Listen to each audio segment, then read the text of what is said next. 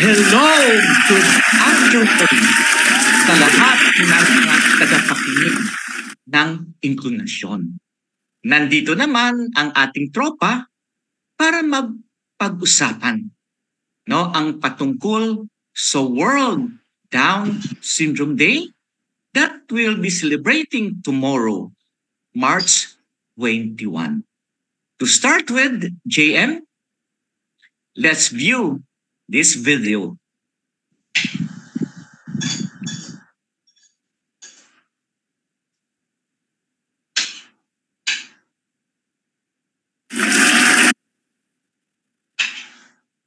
On the 9th of February, we received an email from a future mom. I'm expecting a baby, and I've discovered that he has Down syndrome. I'm afraid. What kind of life my child would have? Today we replied to her like this. Cara futura mamma, Don't be afraid. Tu niño podrá hacer muchas cosas. Podrá abrazarte. Podrá correr hacia ti.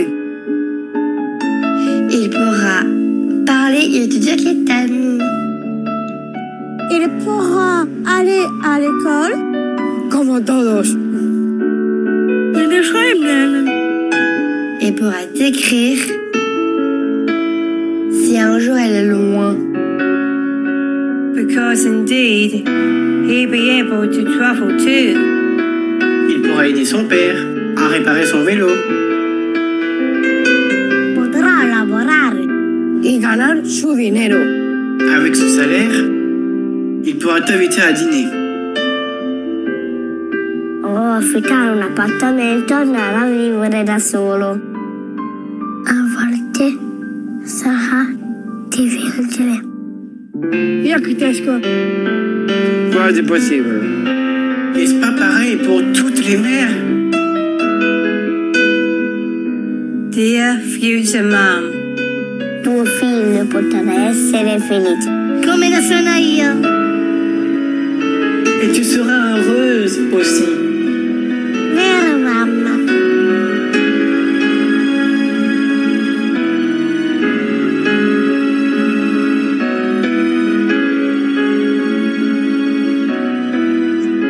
Vero, mamma? People with Down syndrome could live happy life. Together we can make it possible. World Down Syndrome Day. Everyone has the right to be happy. Yes, we all have the right to be happy, especially people with Down syndrome and their families. So now, pag-usapan nga natin, Ma'am Janine, no? Di ba nung nakaraang Marso, meron tayong isang episode, no? Patungkol din sa Down syndrome. Ano yung maalala mo, Miss Janine, nung episode natin noong Marso? Marso, February pala. Ako naman nakakalimot ako. February pala kasi ngayon ay Marso. Miss Janine, no? Ano nga yung pinag-usapan natin nung first episode on Down syndrome noong February? Well, as far as I can still remember, Sir Rene, alam ko po na napag-usapan natin dun sa previous episode po natin about children with Down syndrome. Nag-interview po niyo yung mga parents din ng mga Down syndrome, and then ano po ba yung mga challenges and issues and concerns ng mga children with Down syndrome. So, yun po yung naalala ko po dun sa episode natin na yun na Sir Reniel. Yeah, thank you Janine, no? Kasi sa Pilipinas, no, February, no, the Love Month is also the Down Syndrome Consciousness Month, no? Yeah. Kaya nagkaroon tayo ng isang episode no patungkol sa Down syndrome. Pero, no, nitong Marso, no, Marso kay 21 of March, no, we'll be celebrating the World Down Syndrome Day. At bilang pakikiisa ng inklunasyon, nagkaroon tayo ngayon ng isang episode in celebration of the World Down Syndrome Day. Kaya meron tayong isang napakahalagang panauhin, no? Isang nanay, isang leader, no, ng isang grupo. So Miss Janine, no, paki-introduce nga ang ating napakahalagang panelista or guest, no, sa episode ng Inklinasyon sa hapong ito. Opo. Thank you po, Sir Reniel. Una po, higit sa lahat, good afternoon po muna sa inyo, sa ating mga tagapakinig ngayong araw na ito. At isa pong kagalakan na mapaunlakan po tayo, Sir Reniel, ng isang strong advocate din po ng disability rights of children with disability, especially children with Down syndrome. Ipapakilala ko na po yung ating pong panauhin. Ang pangalan po niya ay si Ma'am Sheila Ann Gimeno. Isa po siyang spokesperson and board of this organization called Lil Brave Hearts. So, isa rin po siyang ina ng isang batang may kapansanan po na with Down syndrome na si Jake. And also a businesswoman and a strong advocate of children with disability rights. Muli po, pinapakilala po namin si Ma'am Sheila Ann Gimeno. Good afternoon po, Ma'am She. Good afternoon, She. Nagagalak po ako and honored at the same time na naimbitahan po muli ako para ipagdiwang with you na co-advocates ko po for disabilities and especially for children and Filipino people with Down syndrome. Magandang hapon po at salamat sa imbitasyon. Maraming salamat din, no, sa pagtanggap ng aming imbitasyon, no, Ma'am Sheila, no. Ma'am Sheila, paano ko na-involve, no, dito sa Little Brave Heart? Pakikwento mo nga sa ating mga tagapakinig.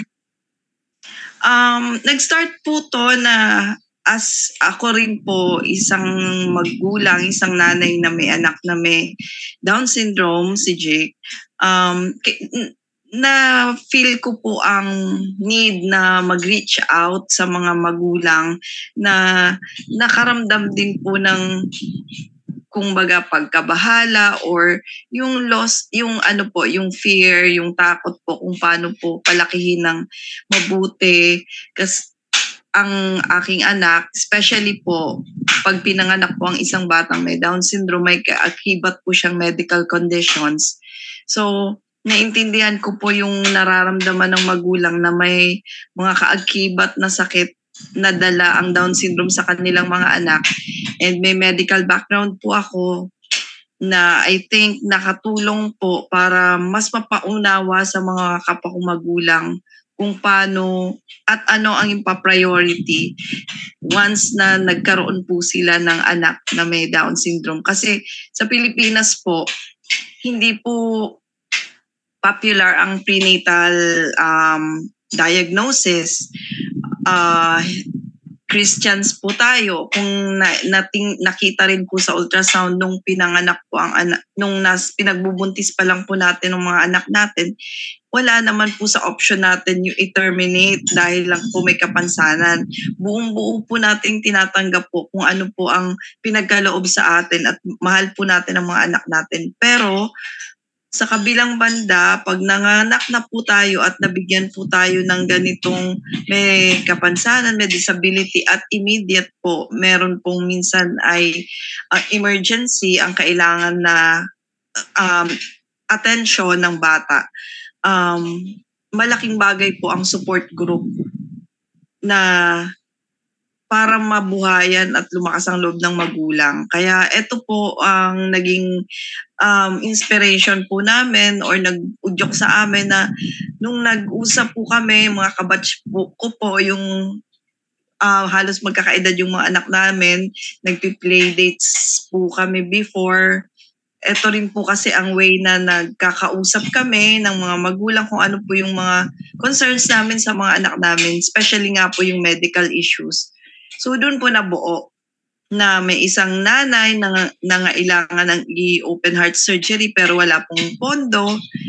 So nag-isip po kami na magkaroon ng fundraising activities. Paano ko i-empower ang magulang po? Hindi po yung nakatunga na lang or antayin na lang po na naatakihin sa puso yung bata or ano po. Kasi milyon po ang halaga ng isang open heart surgery sa bata.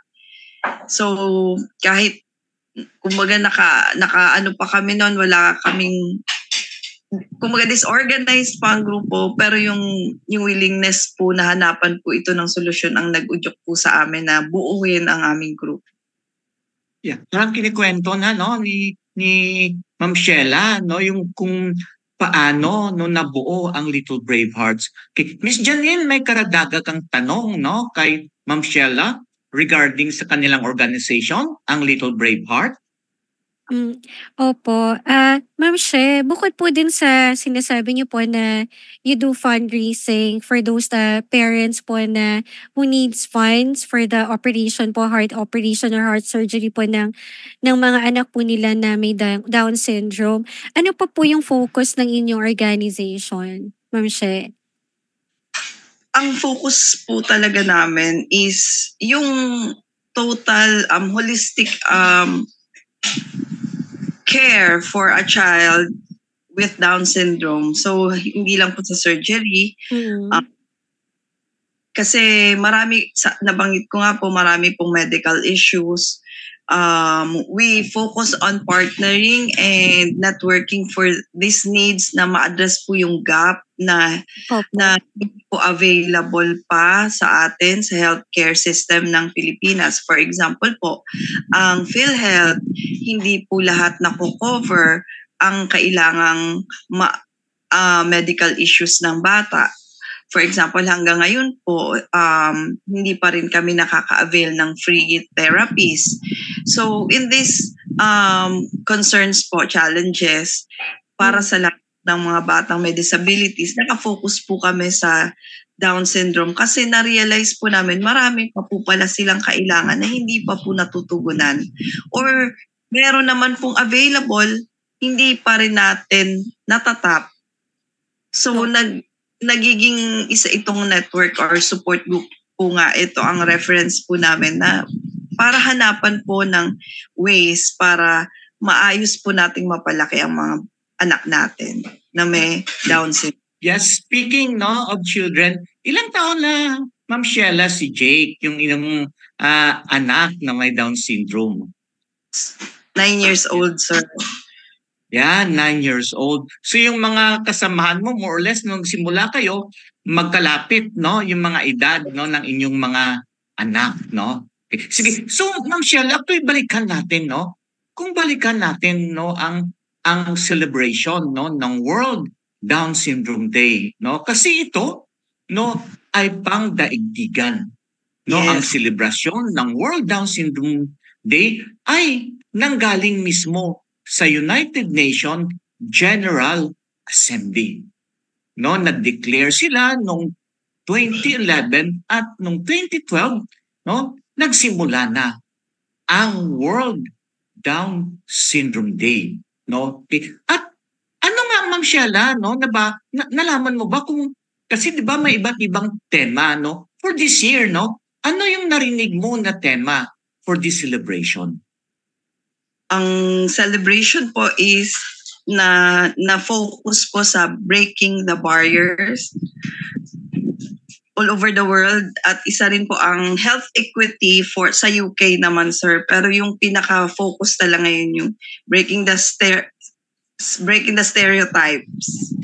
So breaking, no, or ending the stereotype, no. Pero Ma'am Sheila, bakit ano ba yung mga stereotype or mga paniniwala patungkol sa mga taong may Down syndrome? Kaya pwede mo ikwento ito sa ating mga tagapakinig? Isa sir sa personal experience ko po, yung pag-regard sa kanila na different. Kaya po lagi pong na binabanggit namin na we are they are more like us than different. Kumbaga, ang tingin po kasi dahil meron silang hindi, nahirapan sila minsan sa mga bagay-bagay. For example, hindi sila mabilis makapaglakad, meron silang sakit, hindi na sila pwedeng matuto. So, meron pa rin pong ganong mindset ang ibang tao na hindi sila kailangang i-prioritize. Sa health-wise po, marami pa rin po tayong na-encounter niyan sa hospital. So, may mga doctors na hindi pa ina-advise ang magulang dahil mahal ang bayad ng pagpapa-opera na wag na daw i-prioritize ang anak na may Down syndrome kasi marami pa siyang anak. Wala naman daw pong maiko-contribute sa society. So, ito po yung isa sa pinaka-strong na message na gusto naming iparating na with the right support naming mga magulang ng pamilya at ng ating society, pag binigyan po sila ng opportunity to learn and be exposed, marami po silang maibibigay at may kanya-kanya po silang abilities and talents na pwede pong ma-appreciate ng lahat at makapag-contribute po. At sa buong mundo, kaya sineselebrate po natin ang mga batang ito, ang mga taong pinanganak ng Down syndrome kasi marami na rin po ang nakapag-break ng stereotypes. Yung ng difficulties nila, may mga artista na, may models, may professionals, marami na po. Hindi naman po sila lahat, pero bigyan po natin sila ng opportunity na maka-thrive at mag-bloom para maipakita rin nila ang kanilang kakayanan. Miss Janine, ikaw, no? Ano yung mga narinig mo patungkol sa mga taong may Down syndrome? Yan daw ay stereotype din na dapat i-end na rin natin. Ano yung mga naririnig mo, Miss Janine? Kasi po nung bata pa po ako, kasi hindi naman talaga ako dating may visual impairment. Ang tingin ko po dati, ako na lang sa personal perspective ko po, hindi pa talaga ako person with disability. Ang tawag po namin sa kanila noon, lalo na pagka yung mongoloid. Tapos po, yung ibang tingin po doon po kasi sa school namin, mayroon po doon na nagtitinda. Hindi ko po yung makakalimutan, nagtitinda po siya doon sa tapat ng school namin, pag-aari nila yung mga school supplies. Ang tingin po sa kanya, nung mga ibang mga bata, yung mga ibang estudyante, yung parang sintu-sintu po. Parang ganun. Pero po sa totoo lang, sir, nung na-realize ko, Ma'am She, nung na-meet ko sila, may na-meet po ako na Down syndrome, na child with Down syndrome. Very artistic sila, and then when they like you, they're very expressive sa kanilang emotions. They're gonna hug you, they're gonna kiss you. Ang sweet-sweet nila, sir. Pero yun nga, parang ang tingin talaga ng society sa mga children with Down syndromes, wala silang kakayahan. Yes, oo. Na yan yung dapat natin i-break, no? Yan yung dapat i-end na maling, no? Maling paniniwala, no? Kasi kaya naman nila, no? Kaya nila, no, na makapagtrabaho, no? Kaya nila makapag-aral, no? Sinabi nga ni Sheila, no, na meron ng mga artista, may mga guro, no? May mga dito sa Pilipinas, no, nung nakaraan binisita namin, no, si Sarah Ongson na nagtatrabaho sa South Star Drug, no, anak siya ni Mr. and Mrs. Ongson, no. Hopefully, no, nakikinig, no, si Sir Rudy, no, at si Ma'am Seni Ongson. No, marami na, no, ang nakakontribute sa ating lipunan in a positive way. So yan yung dapat natin i-end na mga stereotype na hindi nila kaya, no, hanggang dito lang yung kanilang edad, no, hindi nila kayang magsalita, alagaan na lang sila, no, habang buhay sila. So yung mga stereotypes, no, na sana mawaglit ng ating lipunan. Pero, no, actually sa pag-uusap namin, no, ni Sheila, no, kasi ang mga batang may Down syndrome, marami talaga sa kanila ang may kaakibat na health condition. Lalo na ang merong kondisyon sa puso. At yan yung gusto natin tanungin kay Sheila bilang kinatawan ng Little Brave Heart. Paano nyo, nasabi kanina ni Sheila na isa sa kanilang mga proyekto, ang pagtulong sa mga magulang na may anak na may Down syndrome at meron pang heart problem. Sheila, ikwento mo nga itong napakaganda ninyong proyekto. Ay, thank you, sir. Aside from heart condition, sir, nabanggit ko rin na lahat po ng medical issues, ginagawan din po natin ng paraan na matugunan para na rin ma-address holistically. Pero kung i-discuss ko po ang pathways, kung paano namin sineserve itong mga bata. For example, kasi kung may emergency case po for open heart surgeries, meron po kaming page sa Facebook, yung Little Brave Hearts. And doon po, ako po ang sumasagot personally sa mga magulang na mag-i-inquire kung paano po sila makaka-avail ng services. Nabanggit ko po, this is just a support group. Magulang din po kami, hindi rin po kami mayaman, pero gusto namin pong tumulong. So, expect po, at yun po ang sinasabi namin sa magulang na humihingi sa amin ng tulong, na hindi po kami magbibigay ng pera. Bagkus po, inform po namin sila ng sapat na kaalaman para kahit po milyon-milyon ang aabutin sa gasto sa pagpapa-opera, kaya nating gawa ng paraan. So initially po, pag na-interview ko po ang magulang, na-validate ko po na totoong may karamdaman at kahit naman po hindi mahirap or hindi naman talaga indigent, lahat po yan kinikater po namin. Kasi po, million is million pa rin po. So marami pa pong kaakibat na pangangailangan yung bata. So at least itong immediate open heart surgeries, matugunan po natin. So ini-empower po namin ang magulang sa ganitong knowledge.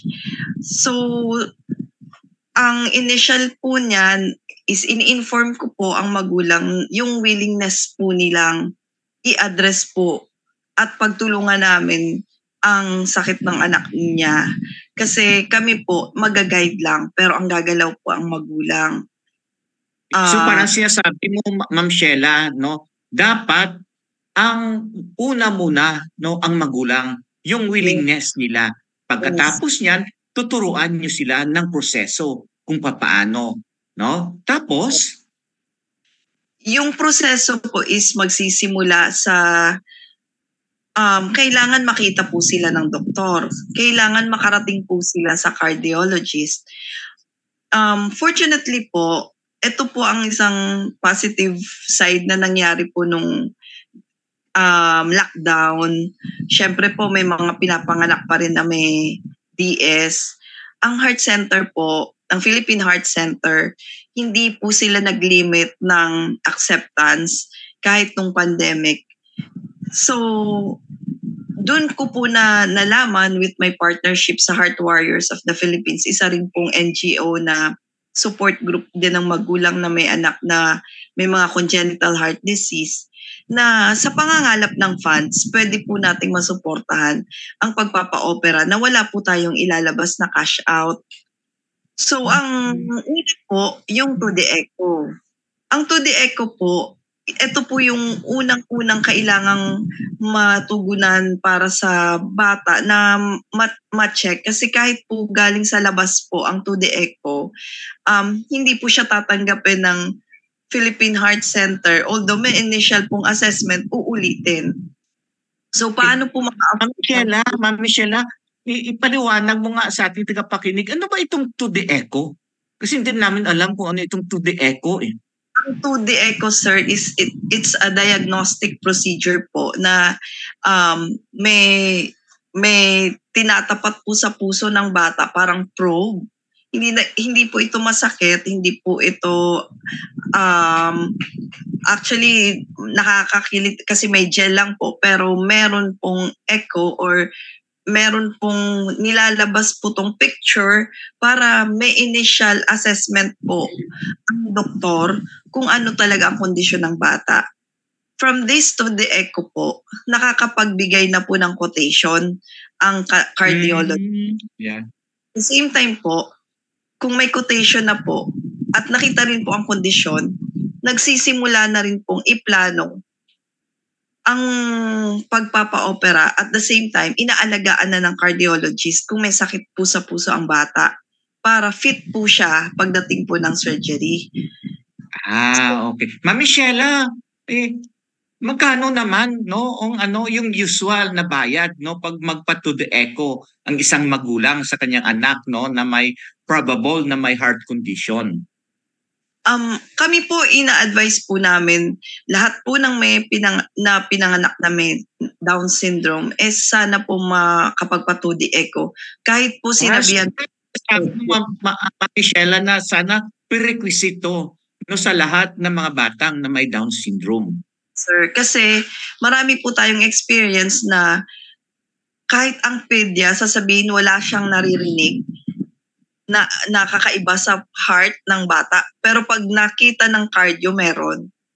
Nung last year po na nagkaroon kami ng medical mission, yung isang classmate po ni Jake, mataba, malusog yung bata, 9 years old, first time pong na to the echo, nakita po may butas. Imagine po, sir, kung address, baka anytime, kaya po marami tayong nababalitaan na parang shortened ang lifespan ng isang may Down syndrome kasi kung hindi po na-detect ang kalagayan hindi naman po kasi lahat ng congenital heart disease is nakikita mo physically okay ang bata. Pero minsan, bigla na lang aatakihin, hindi na naagapan po. At hindi na rin po operable. So, Ma'am Michela, after ng to the echo, ano na yung next na proseso? So nabanggit ko nga po yung quotation.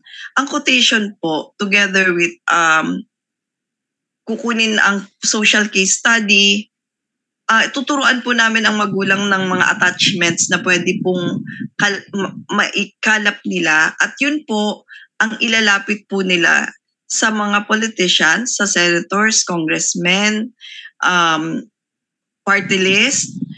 Diyan na po natin pagsisikapan na makabuo po ng pondo.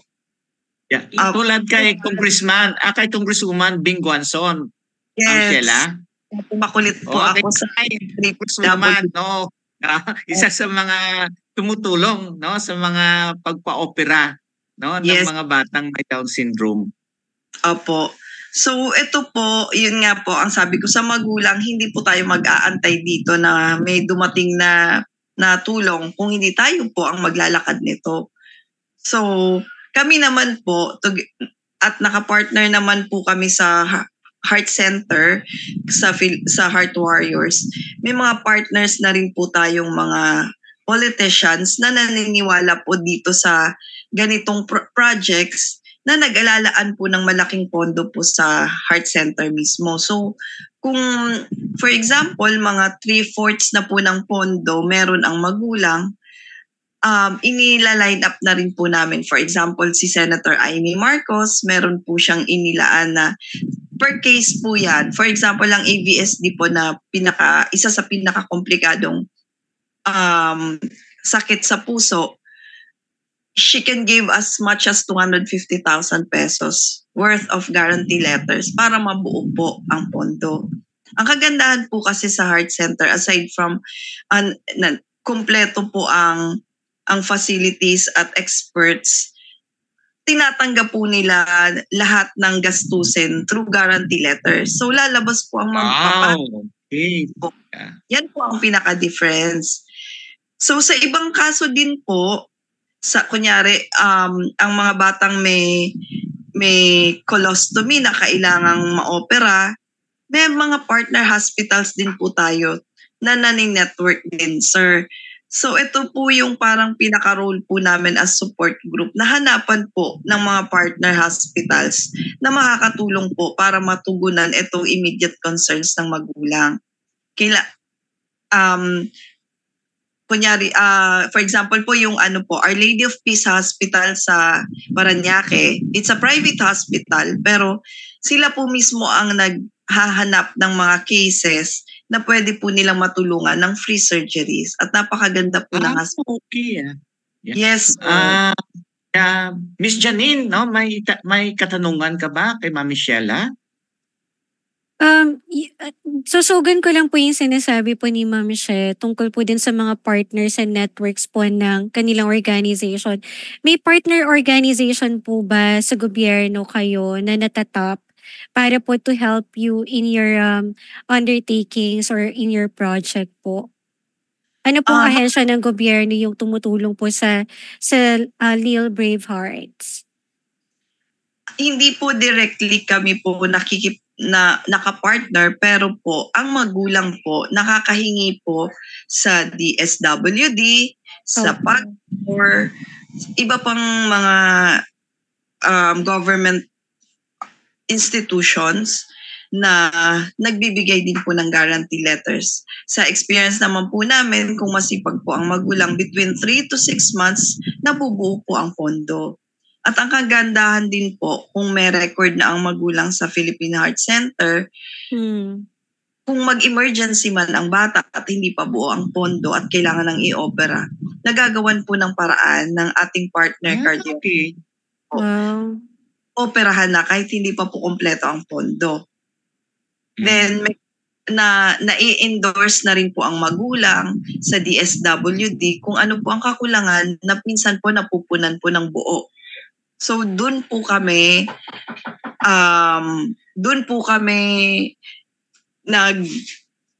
natutuwa dahil po sa pagpupursige is nabibigyan po ng chance ang mga bata. Opo. Yeah. Kaya nga Miss Janine, di ba, parang sinasabi ni na Ma'am Michela, na dapat empower yung mga magulang. Dapat alam nila kung ano yung mga resources available sa kanilang paligid. Yung ating mga politician, mga government agency, tulad ng DSWD, kasi sa DSWD, meron naman dyan, AX or assistance to individuals in crisis situation, Pwede rin sila pumunta sa PCSO, pumunta sa Malasakit Center, at sa iba pang mga politician, Yan yung ginagawa ng Little Brave Heart, especially si Sheila. Siya yung nagpapaliwanag sa mga magulang. So, Ma'am Sheila, so after that, kasi yung mga kung minsan yung mga inooperahan galing pa sa mga probinsya, di ba? So after ng operation, hindi naman sila kaagad-agad babalik sa kanilang probinsya. Ano ang tinutulong ng Little Brave Heart pag may ganitong mga kaso after ng kanilang operation? Natutuwa ako, sir. Ito, answered prayers po ito na meron po kaming naitatag na halfway house sa Santa Cruz, Manila na minimal lang din po ang rent namin and this serves as our office also para makater po yung mga hindi po wala pong kamag-anak dito. So before and after surgery, pwede po silang magstay po sa Little Brave Hearts Playhouse. Ito po ang bahay namin na sagot po sa concern din ng magulang na paano sila pupunta sa Manila, luluwas. Actually, meron po tayong mga regional hospitals di po ba, sir, na pwede naman pong makapagtugon sana sa mga medical needs nitong mga bata. Unfortunately po, at this point in time, hindi po lahat ng kaso na-address. So, kailangan po nilang lumuwas. At ito rin po ang ginagawan po natin ng paraan na hindi po ito maging barrier para sa magulang na mapaopera yung anak nila. So with the help of our donors then and sponsors, like meron po kaming private groups po, ang Couples for Christ sa Australia na sinusuportahan po ang 2D Echo ng mga bago po hindi pa po napapatod de echo na batang may Down syndrome. Lahat po ito. Mga ilang taon na to, Ma'am Michelle, mga ilan na to yung halfway house ng Little Brave Heart? Yes, sir? Mga ilang taon na yung halfway house ninyo?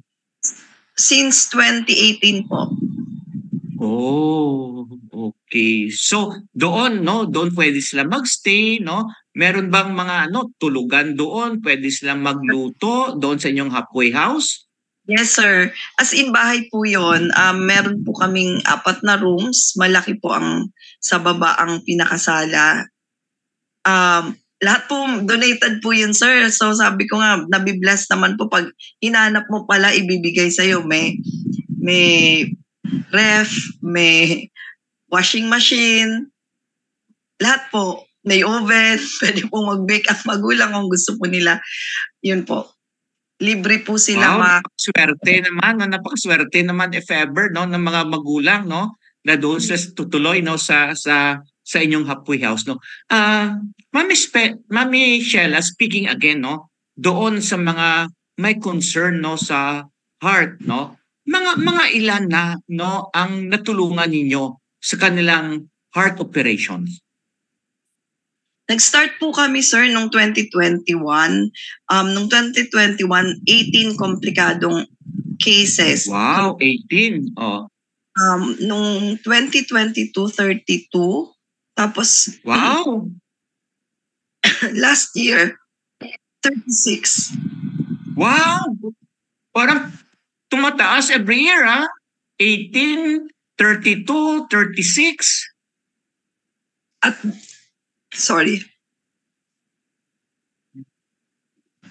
At very proud po ako, sir. Sabihin na puro komplikadong cases po ito. Hindi pa po nabibilang dito yung mga minor surgeries.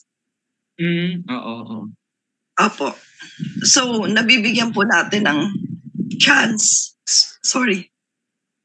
ang magulang na sila po yung mga magulang na tinanggihan sa ibang hospital. Kasi ang doktor mismo hindi po aware na kaya po magpa-opera ng magulang. Kaya nagpapasalamat din po kami sa mga cardiologist na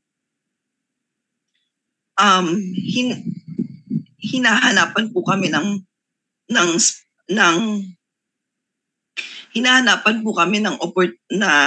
katuwang namin sa opportunity na bigyan ng chance ang mga bata na mapa-opera ng private. Kasi kahit po sa heart center, sa OPD po, abutin ka po ng taon. Ang una pong napa-opera din namin before na hindi pa po kami aware sa guarantee letters. 10 years na po silang nag-antay sa heart center. Actually, yan din yung mga naririnig ko, Ma'am Sheila, no? Kaya yung iba, parang ayaw lang nila kasi ang tagal, no? Ang tagal ng waiting, no? Especially pag wala kang ibibide na, na pera, pag ganito kalaki ang hihingin, no? ng mga hospital at cardiologist. Po. Ito pong proseso na ino-offer namin, ang pinakabinabayaran lang po nila yung check-up. Sabi ko nga po sa magulang, kung willing po kayong hanapan po ng paraan na makapagpa-check up yung anak natin, usually po kasi 800 with PWD na po ang check up. Hindi naman po siya linggo-linggo. At least once a month makita ng cardiologist, ma-adjust po yung medications kung kinakailangan.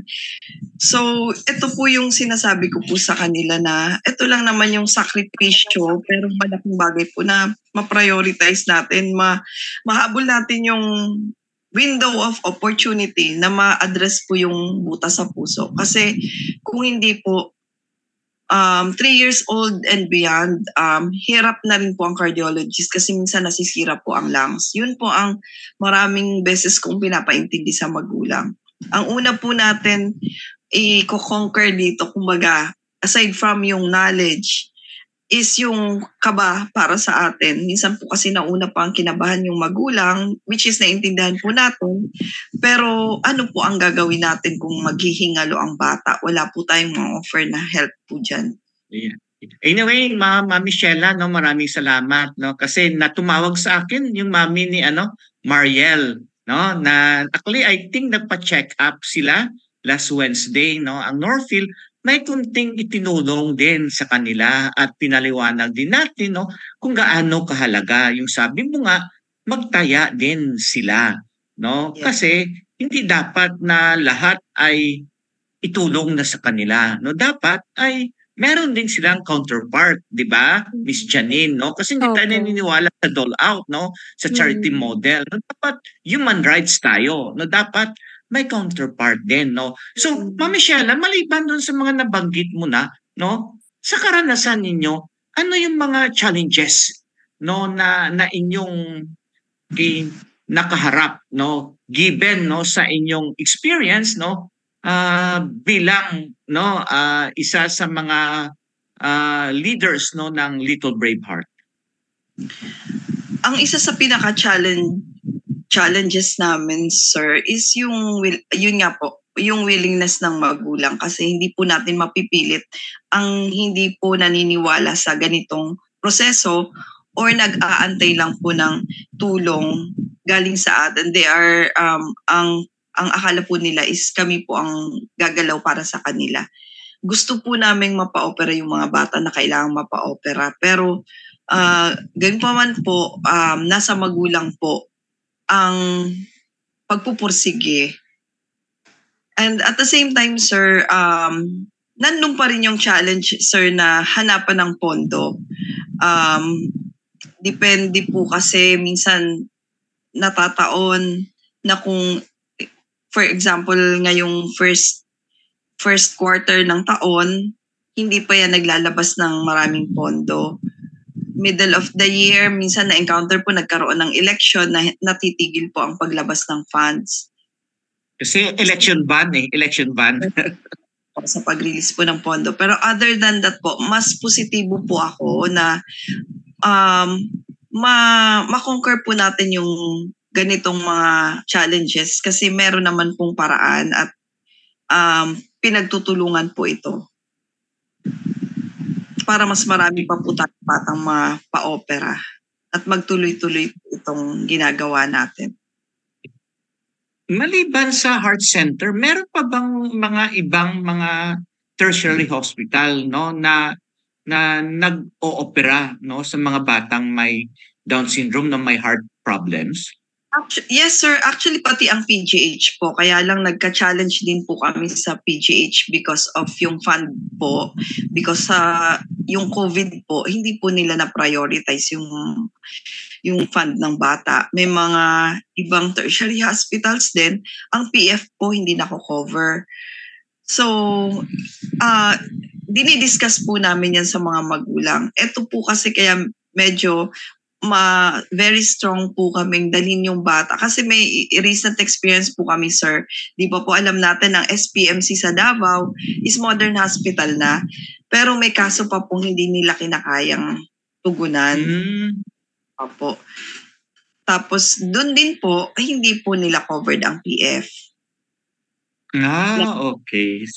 Po yun, mga nasa 200,000+ din po ang PF. So kaya Mami Sheila, so dito talagang pinakamaganda sa Philippine Heart Center. Opo. And at the same time, sir, ang PhilHealth coverage din, sir, hindi siya full.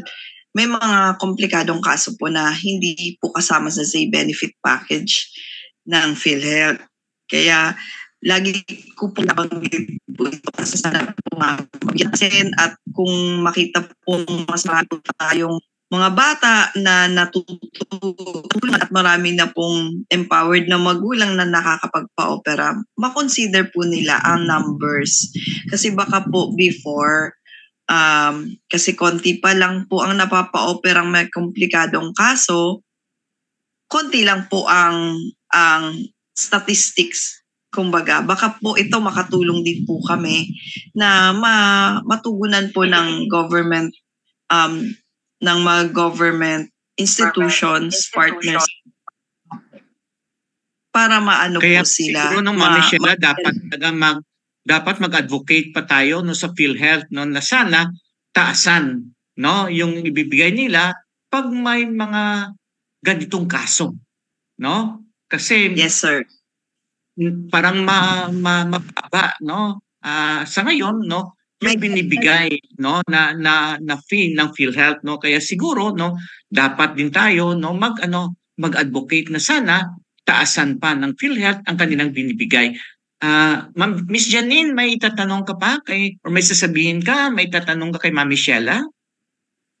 Curious lang po ako, Ma'am She, bukod po din sa, kasi di ba sabi niyo nga po, bukod sa sila po ay may Down syndrome, meron pa pong mga kaakibit na mga health condition po yung mga children with Down syndrome. Bukod po din sa heart problem po, may iba po bang health condition sila na nararanasan na dapat din po natin bigyan ng pansin? Yes, ma'am. Opo. Actually, ang isa lang po sa may po ang heart. May mga pinanganak pong walang butas sa puwet. May mga pinanganak na nagde-develop po ng leukemia. Prone po ang mga batang may DS po sa ganitong sakit. Meron po silang hypotonia, so kailangan din po silang physical therapy kasi minsan hindi po sila din nakakalakad ng isa po yun sa delays po nila. And of course, yung intellectual disability. Meron din po silang problema sa mata, marami pong nagkakaroon ng cataract. Saka napansin ko po, Ma'am She, yung ibang mga may Down syndrome, parang naduduling sila, no po? Opo, at isa din po yan kasi nga po low tone. So yung hypothyroidism po, common din po yan sa mga batang syndrome. So, isa din po yan sa ina-advocate ko. Personally, hindi po kasi aware din ang iba na kailangan mapatingin sa endocrinologist. Po kasi na mga sakit na kailangan matugunan. Like yung problem po sa thyroid at saka low tone po sila. Tapos, minsan hindi laging nakakapag-exercise. Sila sa obesity. So, nag-prone na rin sila sa diabetes and other conditions po. So, yung organization niyo po, Ma'am She, tinutulungan din po yung mga ganung pong mga children with Down syndrome na hindi lang po related sa heart problem. Yes. So, do you still rin po support them sa kumbawa connect them to different hospitals and even private sector po? Hindi lang po talaga sa heart. Kasi po yung organization nyo, it states that Little Brave Hearts. Kasi po yung magiging impression din po ng iba po nating mga parents na baka po yung mga tinutulungan nyo lang po ay yung may mga Down syndrome po na may heart problem. So, tinutulungan nyo din po yung iba na may ibang condition po. Opo, yung ibang condition po. Lahat po yan in-network po namin para matugunan po natin yung concerns na to. And nagpapasalamat din kami kay Sir Ranil na nakapartner din po natin for the Grand Down Syndrome Project po na ginagawa po with the support of a private donor. At yun din po ang nagpapalakas ng grupo po or sumusuporta po sa work namin, yung mga private donors din. Para nakakapag-reach out din po kami sa kanila in our own little ways. Because, for example, yung mga nasa hospital and nagpapadala po tayo ng gatas, nagpapadala po tayo ng diapers, care packs. These are maliit na bagay po pero malaking ito na maparamdam sa magulang na hindi sila nag-iisa. Yes. Okay, Miss Janine, napaka-busy nito nila, no? Luzon, Visayas, at Mindanao, yung pinupuntahan ni Sheila, at masipag din siya mag-post sa FB, no? pero balik tayo Miss Sheila, balik tayo sa celebration ng World Down Syndrome Day, no? Okay, in relation to this celebration, may mga nakalinya ba kayo na mga activities in relation to this celebration? Yes, sir. Sa March 21 mismo po. March 21 mismo. Ito yung araw mismo. No? Okay. Ano yung ating activity siya sa March 21 mismo? sa Little Bravehearts Playhouse po, bisita po namin ang Philippine Obstetrics and Gynecological Society, grupo po ng mga okay. So, meron po silang CSR activity din na mag-donate po ng mga medical equipment. Wow, okay. So bukas na pala to siya, no? Kasi today is March 20. Bukas na pala, no? So maganda, no? Kaya nakatuon talaga, no, sa March 21, no? So World Down Syndrome Day mismo. Meron ba bang iba kayong mga activity siya? We will continue, sir, yung pagbibigay po ng mga care packs. Ang tawag po namin sa mga batang may sakit. Ito pong regular quarterly online seminars po sa mga bagong pinanganak, bagong magulang na nagkaroon ng anak na may Down syndrome para po ma-refer po namin sa mga specialist.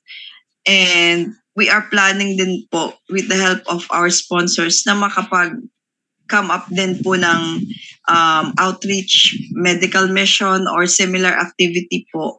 Depende po sa fund na makakalap po namin for this year. But yung regular activities po namin is tuloy-tuloy po na ma-serve po natin yung mga batang kailangang matugunan ang kanilang medical needs.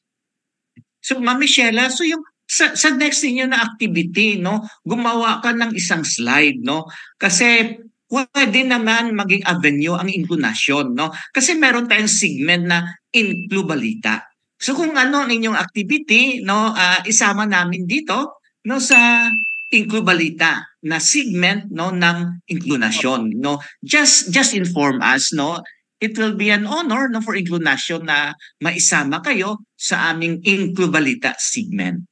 Salamat, sir. Salamat po. So, Ma'am Michela, no, medyo gusto pa sana natin, no, na mas marami pa tayong maibigay ng mga impormasyon, no, sa ating tagapakinig, pero medyo kulang na tayo sa panahon, no. So, ano ang iyong mensahe, no, in celebration, no, so World Down Syndrome Day, no, palagi nating inuulit.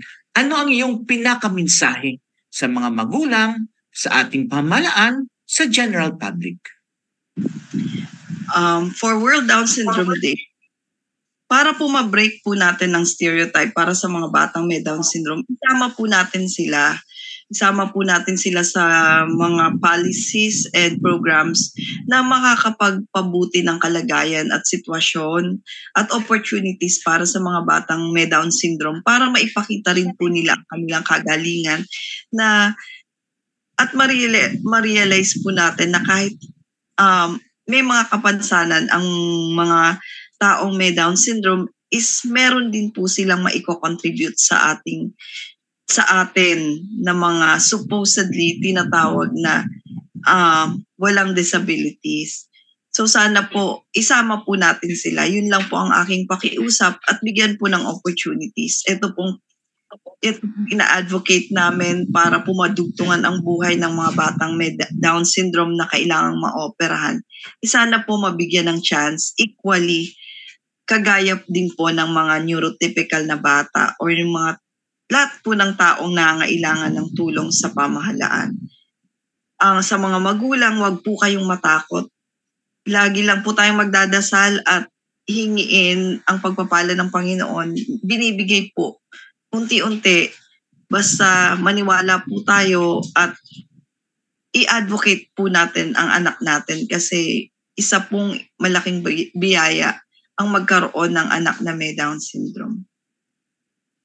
Okay, maraming salamat, Ma'am Michela Jimeno, no? Sinabi nga ni Ma'am Michela, no? Bigyan natin sila ng suporta.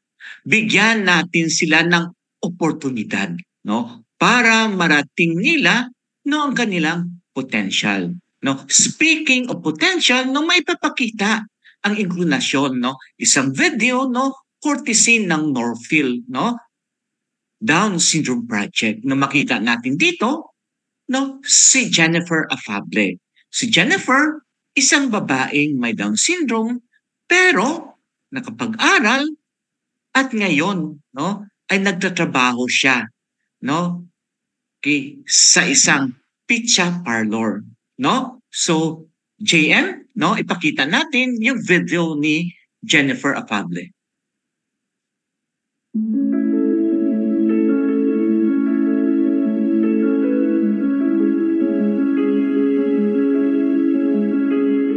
Kay kapatid ko, ano si Tina, sabi din po. Ako yung mother ni Jennifer, si Tina Afable. May 3 akong anak. Si Jovel ay 26 years old at nakatapos din siya ng Downtown. Ito si Jennifer ay pangalawa ko siya. Siya ang may Down syndrome. At ito naman si Jasper ay senior high. 19 years old pa lang siya. Ako po si Jasper Abdi Afable, 19 years old. Ako po ang bunsong kapatid ni Jennifer Afable. Paggising niya sa umaga, nagliligpit ng damit, ng higaan niya. Pagkatapos yung nagliligpit niya, magtitimpla ng sarili niya ng gatas. Hindi namin tinuturuan siya. And then pag makita niya na nagdadampot siya, walis agad. Jennifer ay maalalahanin. Tinutulungan niya kami sa gawaing bahay. Ang banding talaga namin magkakapatid. Kunyari, pag tangaling tapat, pagtapos kumain, mag-arts siya, magsusulat drawing. Tapos pag na hapon na, kakanta-kanta, merienda. Nung ako kayaw, nung ako tata ako. Ako kayo na pamit ko, tahat. Nung ako hinto. Nalaman ko nung pinanganak siya. Dahil sinabi niya agad ng doktor sa akin na siya ay may kondisyon na basta binigyan ako ng referral na dalhin ko sa PGH. Ngayon nalaman ko na siya ay Down syndrome na trisomy 21. Unang-una pinuntahan ko is Down syndrome of the Philippines. Yun lang ang una. And then nagbigay sila sa akin ng therapy sa PGH. So speech therapy.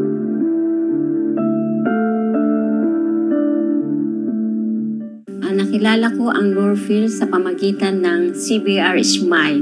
Maraming na itulong ang Norfield Foundation, ang katulad ng financial assistance na binigyan kami ng maliit na negosyo para sa frozen at ibang mga tubig na parang pangdagdag kita.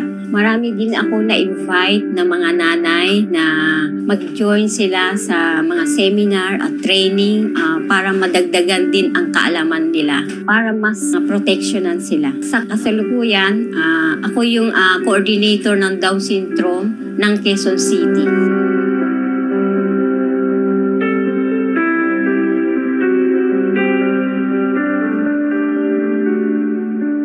Mensahe ko sa mga magulang, huwag nila itago at ilabas nila para makisalamuha sa iba't ibang bata, para magkaroon din sila, makisama sila sa mga activities ng mga bata. So may mga kapatid na may Down syndrome, tanggapin, mali at respetuhin natin sila.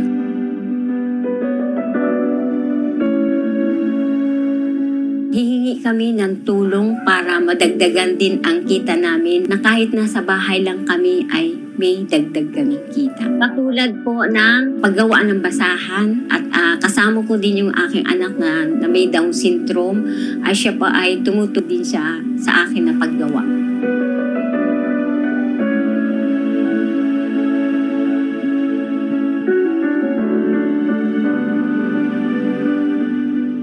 Gusto ko kay Jennifer ay magiging independent siya, na marunong siya maglaba at marunong maglinis. Sana matuto siya magbiyahe na mag-isa. Ang mensahe ko sa pamahalaan ay magkaroon sila ng pension at sana tuparin nila yung mga karapatan ng mga bata na may Down syndrome at mabigyan sana sila ng trabaho.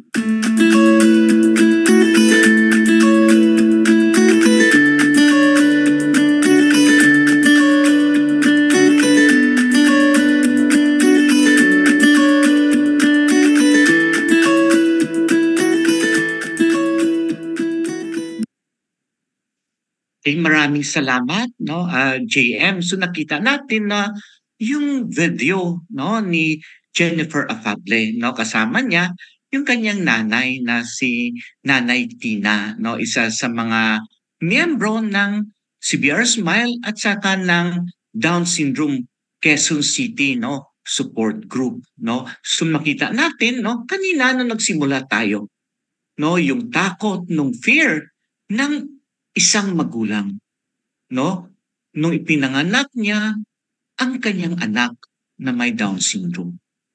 No? Siya ay natatakot, ano kaya yung mangyari sa kanyang anak? Meron pa bang kinabukasan ang kanyang anak dahil ito ay merong Down syndrome? So nakita natin na kaya nila, pagbibigyan sila ng tamang suporta, early detection, early intervention, mapag-aral sila, at kaya nila, no, makisalamuha sa ating lipunan. No? So sa ating pagdiwang ng 2024 World Down Syndrome Day, titingnan natin, no, na ang lahat ng mga taong may Down syndrome ay tulad din natin, may karapatan. Simulan natin na basagin, no? Let's end the negative stereotype na ating natutunan, narinig patungkol sa Down syndrome. At simulan natin yung tingin na tulad natin, sila ay may karapatan din at dapat sila maisama sa lahat ng mga aktibidades ng ating komunidad, ng ating lipunan. So maraming salamat, no, sa ating bisita kay Ma'am Sheila Jimeno ng Little Brave Hearts. No, JM, pasalamatan din natin, no, yung ating mga sponsors na kundi sa kanila hindi natutuloy, no, ang intonasyon. JM?